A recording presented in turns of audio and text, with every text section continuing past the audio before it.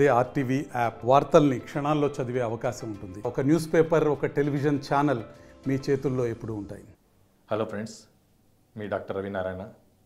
ఇప్పుడు ఈ healing frequency therapy అనేది యాంగ్జైటీ సమస్యకు ఎలా ఉపయోగపడుతుందో తెలుసుకుందాం. అసలు యాంగ్జైటీ అంటే ఏంటి? ఇప్పుడు మనకున్న మానసిక రుగ్మతల్లో ఇదొక మానసిక రుగ్మత అండి.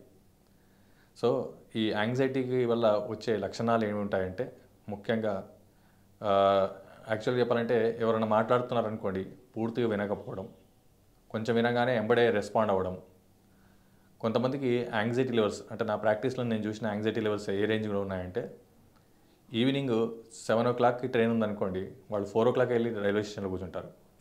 రేపు మార్నింగ్ ఎక్కడికైనా వెళ్ళాలని ప్లాన్ చేసుకుంటే రాత్రంతా అదే ఆలోచిస్తూ రాత్రంతా పడుకోకుండా అదే దాంట్లోనే ఉండిపోతారు. సో ఈ యాంగ్జైటీ సమస్యతో చాలామంది సఫర్ అవుతుంటారు. కరెక్ట్ డిసిషన్ మేకింగ్ తీసుకోకపోవడం. ఇది ముఖ్యంగా 40 years దాటిన మేల్ అండ్ ఫీమేల్స్లో చాలా వరకు నేను చూస్తున్నానండి. ఎందుకంటే దీనికి ముఖ్యంగా చూస్తే అడ్రినల్ గ్లాండ్ అని ఉంటుందండి కిడ్నీస్ పైన. సో అడ్రినోసిన్ అనే హార్మోన్ని సీక్రెట్ చేస్తుంటుంది. దాన్ని ఓవర్గా సీక్రెట్ చేయడం వల్ల ఈ ఏజింగ్లో వచ్చే సమస్య అనమాట. సో దీనివల్ల వచ్చే యాంగ్జైటీతో చాలామంది ఈవెన్ ఫ్యామిలీ రిలేషన్లు కూడా కోల్పోతుంటారు. అంటే ఓవర్గా రియాక్ట్ అవ్వడం, ప్రతి చిన్నదానికి ఓవర్గా తీసుకోవడము, ఓవర్గా ఫీల్ అవ్వడము, ఓవర్గా ఆర్గ్యూ చేయడము, ఇవన్నీ కూడా యాంగ్జైటీ లక్షణాలండి. ఇలాంటి యాంగ్జైటీ నుంచి ఉపశమనం పొందడానికి వండర్ఫుల్గా ఈ హీలింగ్ ఫ్రీక్వెన్సీలో యాంగ్జైటీ అనే డైరెక్ట్ ప్రోగ్రామ్ ఉంటుందండి.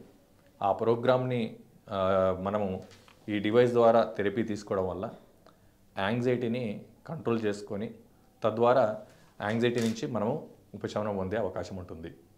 థ్యాంక్ యూ వెరీ మచ్ అండి. మరిన్ని వీడియోస్ కోసం ఛానల్ ని సబ్స్క్రైబ్ చేయండి. లేటెస్ట్ అప్డేట్స్ కోసం వాట్సాప్ ఛానల్ ని ఫాలో చేయండి. అండ్ లింక్ డిస్క్రిప్షన్ లో ఉంది.